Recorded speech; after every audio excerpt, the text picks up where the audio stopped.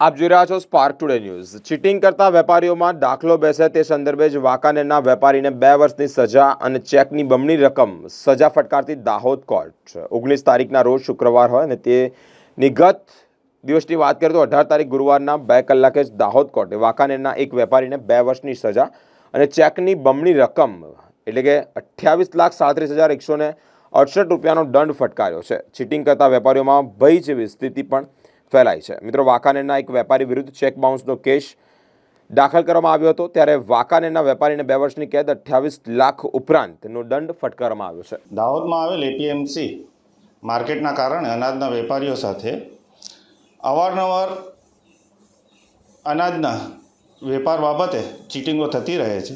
તે સંદર્ભે દાહોદમાં આવેલ એસકે ટ્રેડિંગ કંપનીના જેના પ્રોપરાઇટર અબ્બાસીભાઈ ખરોદાવાલા છે, તેઓની પેઢીએ વાંકાનેરના વ્યક્તિ સાથે કરેલ વ્યવહાર પેટે આરોપી સલીમભાઈ નાઓએ નાણાં ચૂકવેલ નહીં અને ખોટી સહીઓ કરીને ચેકો આપેલા હતા, જે ચેક બાઉન્સ બાબતની ફરિયાદ દાહોદ કોર્ટમાં ચાલી ગઈ અને વેપારીઓમાં દાખલો બેસે તે રીતે નામદાર કોર્ટે આરોપી સલીમભાઈ નાઓને તેઓએ કરેલ ગુના બદલ 2 વર્ષની સાદી કેદની સજા અને સમાજમાં દાખલો બેસે તે રીતે તેઓએ ચૂકવેલ નહીં નાણાં બદલ બમણી રકમ ₹28,37,168 રૂપિયાનો દંડ કરેલ છે અને તેઓએ કરેલ ગુના બદલ સંપૂર્ણ કેસની કાર્યવાહીમાં થયેલ ખર્ચ પણ તેઓને ચૂકવવા હુકમ કરેલ છે,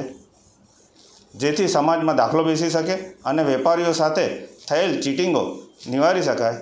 તે બાબતે કોર્ટે બહુ સરસ નિર્ણય લીધેલ છે।